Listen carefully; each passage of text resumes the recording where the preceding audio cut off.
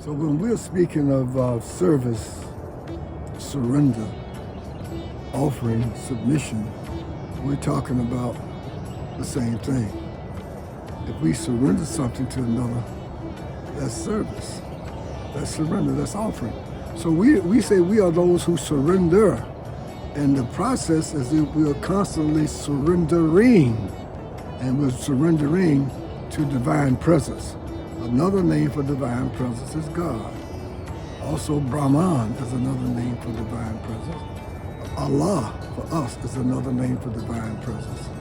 Divine presence is always here. Always here. To qualify as divine presence, it should be always here. Never is it not here. It's always here. It's beyond beginning, middle, and end. It pervades and transcends everything. So it's right here, right now. So this is divine presence.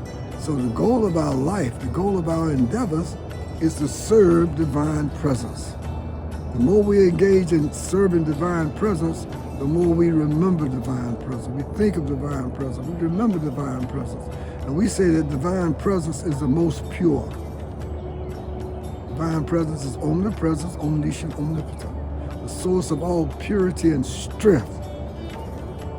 The more we associate with divine presence through our service, the more we are purified. Purified of lust, the major slaveholder. We say that lust is a major slaveholder. From lust comes anger. From illusion, madness, and greed. All of those has its roots in lust. So lust is the all-pervading enemy of the world.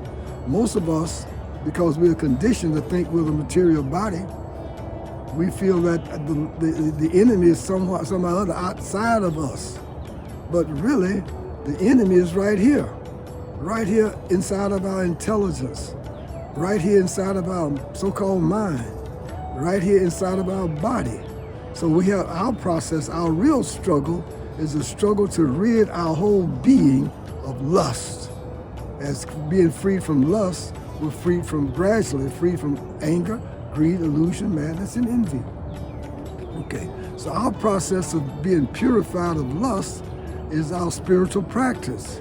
Our spiritual practice consists of first coming out of the material concept of life, seeing the self not as a material body or material designation, but as this presence that's pervading the body, that's looking out through this body, this presence that's looking out through mind, looking out through the physical, the mental, the intellectual, the self which is always here, the self which has not changed.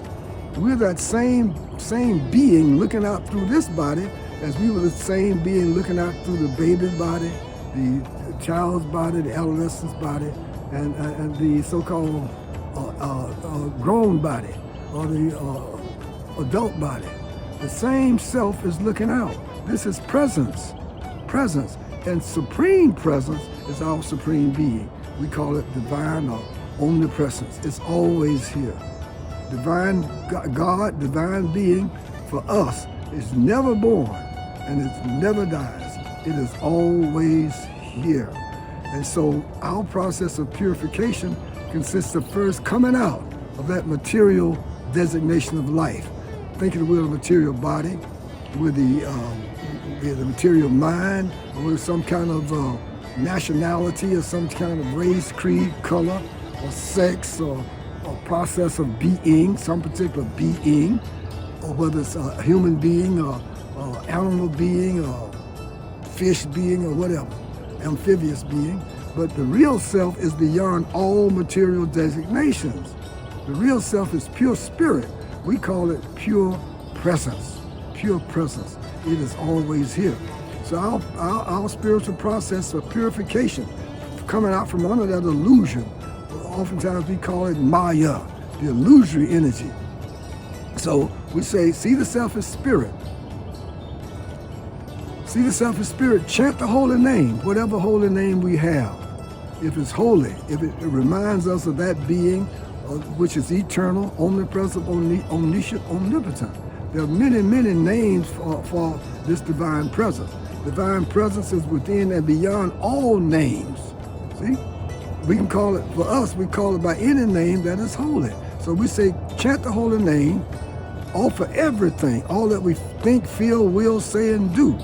All that we offer, all that we give away, all austerities that we perform, every breath that we take, we do this as service to our supreme being, which some call God. And in this spiritual practice, we are associating with our supreme being.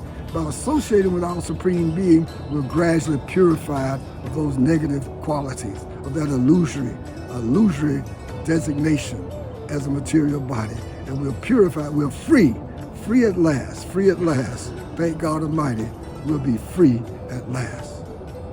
Om Tat Sat.